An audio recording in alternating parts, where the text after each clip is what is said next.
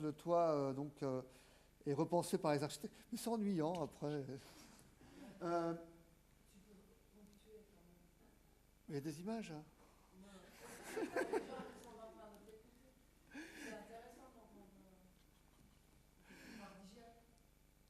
Oui, donc alors le retour des voitures.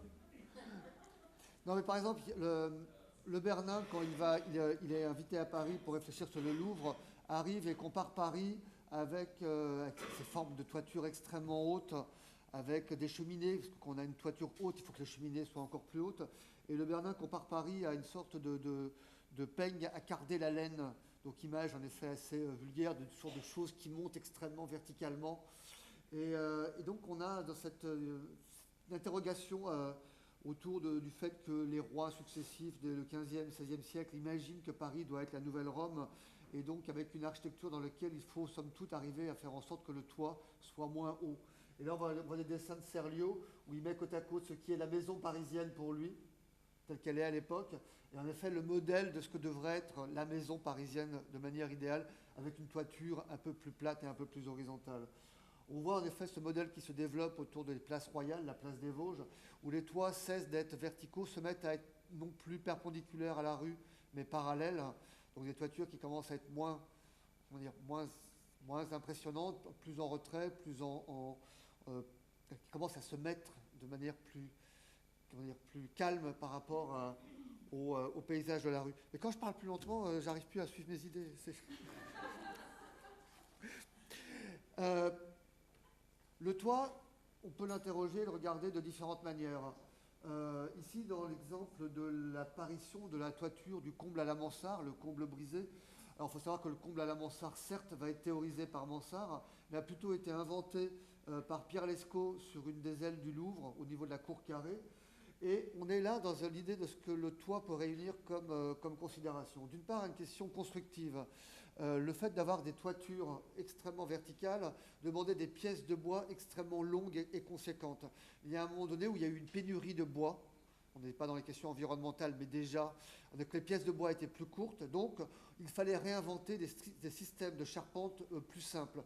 Il y a Philibert Delorme qui essaie d'inventer des systèmes de charpente avec des petits clavetages, des petites pièces, et en effet Pierre Lescot et après donc ses successeurs comme Mansart imaginent un système de structure dans lequel les éléments de bois sont plus courts. Donc problème structurel, problème d'économie. En effet, les pièces coûtent moins cher, les pièces en bois coûtent moins cher, les pièces de charpente sont. Et en même temps, on peut s'interroger sur l'usage, rapport usage et économie. Le fait d'avoir des toitures qui soient utilisables, des combles qui soient utilisables est extrêmement intéressant, surtout dans le cadre d'une ville comme Paris, dans laquelle il y a une très forte densité. Un comble de ce type-là est assez peu habitable. C'est des greniers, des stockages, mais ce n'est pas un lieu dans lequel on peut habiter. Le comble à la mansarde présente l'intérêt d'être habitable. On peut y installer quelqu'un. Comme les pièces en bois en plus sont plus courtes, il y en a moins, le poids de la structure est aussi plus léger, donc pèse moins sur le bâtiment qui est en dessous, donc on peut construire plus haut avec des plus grandes fenêtres. Et en même temps, donc, tous ces éléments donc, de considération, donc d'économie, de structure et autres, rejoignent la question de l'esthétique, faire des toits qui se voient moins. Et on voit ici dans un dessin d'un hôtel particulier où le comble brisé, en effet, est moins important, moins visible dans le paysage. Et en plus, on s'arrange pour le cacher derrière une balustrade. Dans je ne sais plus quel traité d'architecture, Blondel dit qu'un toit trop visible et un peu vulgaire, en gros c'est pour le peuple, et une architecture aristocratique, une architecture noble, doit cacher sa toiture. Alors on arrive en effet dans ce cas-là avec des projets qui sortent d'apothéose dans lequel il n'y a plus de toit du tout. Et en effet, c'est Perrault avec la colonnade du Louvre et avec l'observatoire, dans lequel il y a l'idée d'une toiture qui devient en effet invisible, qui est horizontale, qui est une toiture terrasse, avec une idée extrêmement belle, mais une idée d'architecte de faire en sorte qu'il y ait une homogénéité des matériaux. Le bâtiment est en pierre et le toit sera en pierre. Donc il y a une sorte de traitement global où le bâtiment, dans son rapport à la matière, est une sorte d'objet extrêmement abstrait. Et l'Observatoire de Paris est en effet une sorte de synthèse, une sorte d'idéal d'architecture dans lequel c'est un bâtiment qui est composé par rapport à la nature, par rapport au méridien, par rapport au ciel. Et le toit devient un lieu d'observation par rapport à la manière dont les étoiles se déplacent. Cette idée, donc, on va la retrouver à travers des bâtiments. Donc, je fais des sauts dans le temps. On arrive au début, fin 18e, début 19e siècle. Et là, donc, on est à ce moment où les grands monuments, les grands équipements de la ville ont des toitures qui deviennent de plus en plus plates. On a la Madeleine, on a la Bourse, on a l'Assemblée nationale. Et c'est intéressant parce que c'est le moment où Victor Hugo, donc, qui dans Notre-Dame de Paris, Victor Hugo adore faire des digressions, il parle du Moyen-Âge, mais il se met à parler de choses de son époque, et il reproche à cette époque où la toiture devient de plus en plus plate. Victor Hugo dit que Paris est en train de perdre son caractère, perdre son identité, et le Paris avec ses toits extrêmement découpés était pour lui comme une mer comme une mer en forme d'orage, une mer avec des vagues et autres, et Paris est en train de s'assagir, et Paris est en train de perdre son caractère de révolutionnaire en devenant une ville avec des toitures extrêmement horizontales. Le toit, c'est aussi des questions d'usage.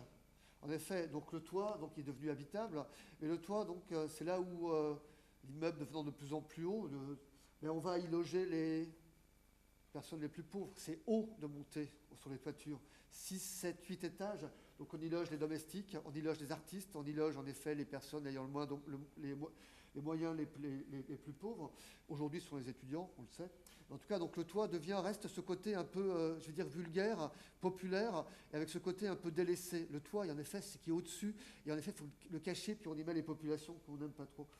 Le toit, ça va être aussi une sorte d'exagération repris par les architectes tout au long du XIXe siècle, avec l'apothéose du règlement de 1902, où les architectes ont revendiqué le fait que le toit doit être un lieu de liberté formelle.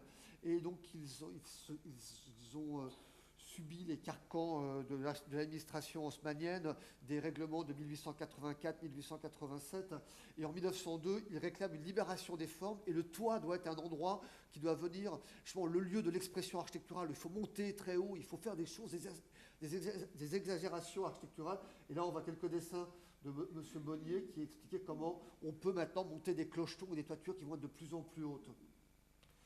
Dans le même temps, une invention, les années 1850-1860, diffusion dans les années 1880, l'ascenseur, le toit qui était délaissé, qui était le dessus, en effet, avec, pour les populations pauvres, avec l'ascenseur, il y a une inversion complète. Et le toit va devenir l'endroit, le dernier étage, ce lieu délaissé, devient l'endroit recherché. Et on voit apparaître dans certains immeubles comme celui-ci, où au dernier étage, il y a une sorte d'hôtel particulier qui est construit. Et donc, le lieu, c'est génial, il y a du soleil, il y a de l'air. On a moins de problèmes de structure, on peut faire des espaces beaucoup plus vastes. Et on voit donc ces architectures avec vraiment des hôtels particuliers extraordinaires posés en toiture. Et le toit devient aussi un lieu, finalement, public. On peut y monter facilement. Donc, on peut ici, on est sur la toiture des hôtels Crillon, et on peut monter en toiture pour avoir en effet un jardin, une terrasse, un café, un restaurant plutôt extrêmement chic. Toiture terrasse, grande invention, on va dire grand retour d'invention des fins 19e, début 20e. C'est dû à des questions techniques, entre autres, à nouveau le béton qui apparaît, donc le béton qui permet d'imaginer des toits donc, plats, des toits... mais c'est une époque où on a la possibilité de monter haut, en effet grâce à l'ascenseur, où le toit donc, devient une sorte de jardin extraordinaire, mais c'est aussi une réflexion hygiéniste. On est à une époque où ces questions de salubrité, et dans lesquelles on sait que l'architecture a un rôle à jouer, et on voit là, c'est le cas d'un dispensaire dessiné par Louis Bonnier, dans lequel, en gros, on a une sorte de sanatorium sur le toit, dans lequel on fait prendre l'air aux malades en toiture. Auguste Perret, la terrasse, son appartement de la rue Franklin, où on sait que c'est là où, avec Le Corbusier, ils ont des longues discussions, à l'époque où Le Corbusier n'est encore que l'élève, quelque part, ou celui qui travaille, en tout cas, pour Le Corbusier, pour Perret, je veux dire. Et donc, en effet, sur cette toiture, tous les deux discutent, et Le Corbusier raconte que c'est là où, ensemble, ils se mettent à discuter de la ville verticale. L'ascenseur permet de monter haut. De cet immeuble domine le paysage. On est à Passy, sur la colline de Chaillot. On a une ville, un immeuble très haut, très vertical. On domine le paysage. Et on sait que c'est là où les deux commencent à imaginer la notion de cette ville verticale telle qu'il sera développée après par l'un et par l'autre. Les toits, donc le règlement de 1902, on peut monter très haut, on peut commencer à travailler des toitures terrasses avec des usages particuliers. Et on a des projets comme ça plus ou moins utopiques, tels que celui de Louis Bonnier, dans lequel il imagine une ville avec, en effet, les toitures deviennent des lieux publics, deviennent des jardins, deviennent des cours suspendus, de manière assez extraordinaire. Et en même temps, on conserve des sortes d'éléments un peu baroques avec ces clochetons et ces tourelles. Eugène Hénard, 1910, où là, donc la réflexion du toit redevient une réflexion aussi sur l'ensemble de la ville, avec un système de boulevards superposés dans lequel on cache dessous tout ce qui est sale, on met dessus, en effet, là on voit un tramway qui passe, une rue en effet, donc à Sagy. C'est quasiment l'invention de la dalle en 1910. Et sur les toits, en effet, on installe des serres, des terrasses, des jardins. C'est marrant parce que Louis-Sébastien Mercier, dès 1770, imaginait que sur les toitures, on installerait des jardins. Il y a toute une littérature utopique qui consiste à dire que le toit doit être le lieu, en effet, de réconciliation avec la nature, dans lequel chacun doit pouvoir avoir son jardin et on peut avoir des vergers, on peut avoir en effet des fleurs, des plantes et autres. Et là, en effet, Hénard, en 1910, imagine ça, et imagine au point, l'hélicoptère n'existe pas encore, il imagine des petits avions qui pourraient atterrir sur les toits, avec des systèmes de parking à avions sur les toits, comme des héliports. On est en 1910. Le toit, en effet, certes, on a ce qui domine, en effet, ce qui est la propriété de certains, mais avec Sauvage qui commence à imaginer l'immeuble gradin, où en effet le balcon devient toit, le toit devient balcon, et en effet on voit avec l'immeuble de la rue Vavin l'idée que chacun a un bout de toiture, chacun a un bout de jardin, chacun a une terrasse, et en effet chacun a finalement son rapport à la nature et à l'extérieur. Ce qui est extrêmement passionnant, c'est que cette idée de cette terrasse partagée, de cette terrasse lieu de nature et autres, va se retrouver de manière extrêmement diffuse dans tout Paris et dans les revues. Ça, c'est des photos extraites des revues populaires de type, c'est pas le Paris, c'est pas François, c'est l'ancêtre de François, dans lesquelles on voit des toits où en effet sur le dernier étage il y a des salles des lieux de sport où ils plantent des petits potagers. Ça, c'est une photo qui date de pendant la guerre. C'est intéressant de voir que la crise environnementale actuelle rejoint des crises bêtement alimentaires de l'époque de l'occupation, où en effet des propriétaires de toitures-terrasses ont planté des petits potagers pour pouvoir en effet arriver à s'alimenter un peu mieux. Et en même temps, on voit des projets comme ça de Le Corbusier qui est sollicité pour proposer des surélévations. Là, c'est pour un immense garage qui est dans Paris, dans lequel il propose d'installer finalement quasiment une piste d'athlétisme au dernier étage d'un immeuble.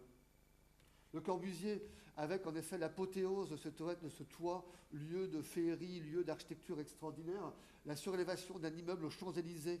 On est en gros à 100 mètres de l'Arc de Triomphe, et donc le Corbusier va surélever un immeuble parmi les plus stricts et autres, dans lequel il fait pour une sorte de mécène un peu fou, qui était adepte de fêtes les plus grandioses. On raconte qu'il a fait la fête du siècle à Venise dans les années 50, Charles de Bestegui, qui donc se fait surélever donc un immeuble pour faire un appartement, mais uniquement lieu de fête. Le toit, c'est un endroit qui fait rêver. Et on voit, donc c'est très amusant dans le travail entre ce que Le Corbusier, avec son côté très strict, extrêmement rationnel, et en même temps un côté un peu surréaliste, où il y a cette cheminée en plein air, avec l'Arc de Triomphe derrière, et ce jeu entre lequel, finalement, l'Arc de Triomphe et la cheminée se ramenaient au même niveau. Une sorte de pirouette dans lequel Le Corbusier se moquait un peu de la ville qui était derrière. Et donc c'était une toiture extraordinaire conçue pour observer la ville. On voit ici qu'il y avait un périscope, et donc on pouvait regarder la ville et contempler les toits depuis cette toiture qui a été détruite depuis et qui n'existe plus. Le Corbusier, son rapport au toit, on a fait son appartement avec quasiment une petite forêt, une sorte de jardin extraordinaire sauvage qui pousse, et avec en effet cette apothéose dans les années de l'après-guerre, l'unité d'habitation de Marseille, où là le toit devient un équipement et le toit devient quelque chose qui complète toute la question des programmes potentiels qui existent au niveau de la ville. Ce qui est assez étonnant, c'est de se demander pourquoi, alors que dans les années 30, il y avait ce développement de toitures-terrasses plantées, de toitures-terrasses avec des usages développés dans les années encore 50, et en effet, pourquoi à un moment donné, cette belle histoire va s'arrêter. Il y a des moments aussi fantastiques. Je n'ai pas d'image de la jetée de Chris Marker, mais en effet, les toits, et là on voit comment le toit devient un lieu de spectacle, le toit terrasse devient un lieu de la modernité, l'idée du progrès. On va à Orly pour contempler les caravelles qui décollent, et en effet, je me souviens, moi petit, en effet enfant, on allait les faire voir, et c'était un endroit fantastique, un grand plaisir extraordinaire d'aller contempler ces paysages. Le toit, c'est aussi la cinquième façade. Dès le début du XXe siècle, il y a un texte de Rodchenko qui commence à parler de la cinquième façade, le fait que le toit va être dominé par les avions, et donc en effet, le toit doit être traité aussi d'un point de vue esthétique. Et ce n'est pas une façade comme une autre, ce n'est pas une façade qu'on va traiter selon les canons de l'architecture habituelle. Et là, on voit un cas fantastique, Édouard Albert à Jussieu, qui fait appel à un artiste, Jean-Claude Bédard, pour imaginer une sorte de toiture, on voit le plan de... une sorte d'élément comme ça...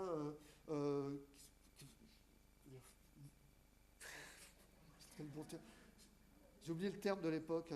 Et en tout cas, le toit qui devient un endroit qui est autre chose, qui est occupé par les artistes, qui ont su, au milieu de Jussieu, il y a une tour plus haute qui domine l'ensemble. Et en effet, il y a une sorte de vision presque mobile de ce décor par rapport à cette toiture plate. Là, il n'y a pas d'usage, il n'y a pas en effet de côté environnemental, il y a simplement le fait que le toit est pensé parce qu'il doit être vu, il est vu par un point haut. Mais le toit, on peut aussi le repenser d'une autre manière. On peut le réinterroger comme le toit qui couvre l'ensemble, le toit qui va se mettre à couvrir l'ensemble de la ville, la Padstone, le Crystal Palace, et en effet le toit qui devient l'élément de transition entre un monde couvert dans lequel il y a un climat qui est permanent, qui est vraiment protégé des intempéries, et en effet l'extérieur. Le toit, comme ça, élément de transition, avec des projets d'Hector Auro qui proposaient de couvrir les boulevards parisiens, de faire des passages couverts à l'échelle des grands boulevards parisiens. Et donc on voit un de ces dessins où il proposait de couvrir le boulevard devant le Grand Hôtel du côté de l'Opéra. Mais c'est aussi donc, tout cet imaginaire des gares, la cour couverte de l'École des Beaux-Arts, le Grand Palais, qui donne Buckminster Fuller quelque temps après. Leonard Friedman, le toit, lui, en effet, de grandes réflexions, de rêves, d'utopie. En effet, peut-être qu'il y a quelque chose de plus important que l'architecture à développer. En effet, le toit est encore un sujet de proposition et d'imaginaire. Après, j'étais juste dit peut-être une petite image négative pour montrer que quand le toit n'est plus que cela, une sorte d'image pour promoteurs, pour plaire en effet aux petits acheteurs parce qu'ils veulent avoir un toit au-dessus de leur maison. Là, on peut en effet pleurer de rage. Ou alors on peut rêver. Le toit, en effet, sorte de lieu encore... hédoniste de rapport à la nature. Et puis on peut s'interroger sur une dernière image. En effet, l'idéal du fait que le matériau de l'architecture, le matériau des bâtiments, des murs et le toit soient le même. Et en effet, aujourd'hui, à l'époque où on met des panneaux photovoltaïques, des panneaux solaires en toiture, on a un cas à Paris d'un architecte qui a fait descendre les panneaux solaires qui étaient en toiture, il les fait descendre en façade. Et là, tout le bâtiment n'est plus qu'une machine à produire de l'énergie. Donc, je dois vous parler de densité, de règles, et donc je me suis dit que ça serait bien de commencer avec ça, parce que finalement, la question de la densité, c'est pas uniquement une question de ratio, mais c'est aussi une question de point de vue. Et donc, c'est aussi le point de vue qu'on adopte sur la ville, évidemment. Voilà. Donc, et puis tout de suite après, je me suis dit, bon, il y a aussi le point de vue du photographe. On a ici une image que je trouve assez extraordinaire qui donne une idée de Paris, une autre idée de Paris. Voilà. Moi, je n'arrive pas à voir ce qui est présenté, donc je suis un peu perturbé. Ah oui, d'accord. Alors, hier, on a entendu beaucoup parler de densité. Aléna, tu as parlé tout à l'heure, tu as dit que il y avait à Paris 5 fois plus ou 4 fois plus de densité qu'à Chicago et qu'à Montréal. Et donc la première question, et moi je n'ai que des questions aujourd'hui, c'est qu'est-ce que c'est que la densité ? Donc on parle bien de densité de population, quand on dit que Chicago et Montréal sont 4 fois moins denses que Paris. Et donc quelques chiffres quand même pour vous donner, pour mettre les choses au clair. Paris, 21 196 habitants au kilomètre carré. Chicago, 4 467. Montréal, 4 518. Los Angeles, 2 939. Hong Kong, 6 544. Et si on prend New York, c'est 6 732. Alors, on pourrait évidemment égrener les chiffres comme ça, et on pourrait se dire, effectivement, Paris, là-dedans, on est au top. Sauf que si je prends Manhattan, on est à 25 000 habitants au kilomètre carré. Donc, c'est très difficile de comparer les chiffres parce qu'on ne prend pas forcément les mêmes aires et on ne compare pas tout à fait exactement. Et on ne sait pas aussi de quelle population il s'agit. S'il s'agit uniquement des gens qui travaillent, qui habitent, qui séjournent. Donc, tout ça n'est jamais réellement précisé. Voilà, donc de quelle densité on parle ? Ça sera ma première question au fond. Voilà. Alors, je voulais faire un petit rappel sur cette question de la densité, puisqu'on a dit que Paris, avec 21 196 habitants au kilomètre carré, est très, très dense, mais Paris aussi a perdu des habitants depuis quasiment un siècle. On perd des habitants. Alors, juste pour vous montrer quelques chiffres, donc on a, je ne sais pas si vous arrivez à les voir, donc Philippe Auguste, c'est quoi? C'est 1100, c'est ça à peu près, hein, c'est le XIIe siècle. Ouais. Donc on est à 184 habitants à l'hectare. Alors là, il faut convertir, on n'est plus en habitants au kilomètre carré, mais en habitants à l'hectare, mais bon. Et donc on est à 184, ensuite on passe à 140 au temps de Louis XIV. Les fermiers généraux, donc l'enceinte des fermiers généraux qui est construite entre 1784 et 1791, on passe à 160. Haussmann, donc c'est le milieu du 19e siècle, on est à 233, et 1900, on culmine à 320 habitants au kilomètre carré, à l'hectare, pardon, alors qu'aujourd'hui on est à 257 habitants à l'hectare. C'est difficile de comparer parce qu'évidemment la ville n'a pas la même taille. Est-ce qu'il faut inclure les deux bois qui ont été annexés à l'ère de Paris ou pas? Mais globalement, on peut dire qu'effectivement, on a plutôt perdu en densité par rapport au début du siècle qu'on a gagné. Alors, je ne vais pas revenir sur les raisons. Évidemment, il y a ce qu'on appelle